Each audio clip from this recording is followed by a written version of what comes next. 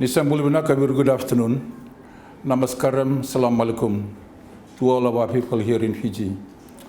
I'm Pio Tikoduadua, the Minister for Home Affairs, and it is my pleasure to be standing here this afternoon to share a few information about this year's Fiji Day.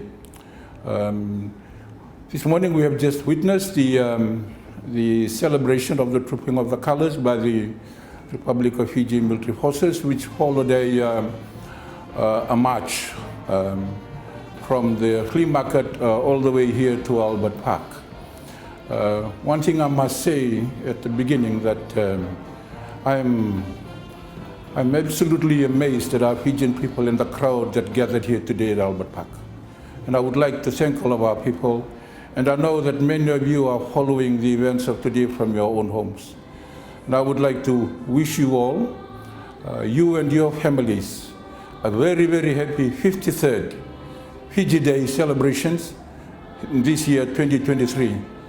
And in turn, we wish you all and our nation the best of prosperity, peace, freedom, as we move ahead into the next 50 years of our journey, so that Fiji then becomes a model nation for the world to follow. So with these words, I wish you all a very blessed Fiji Day to you and all your families. Thank you.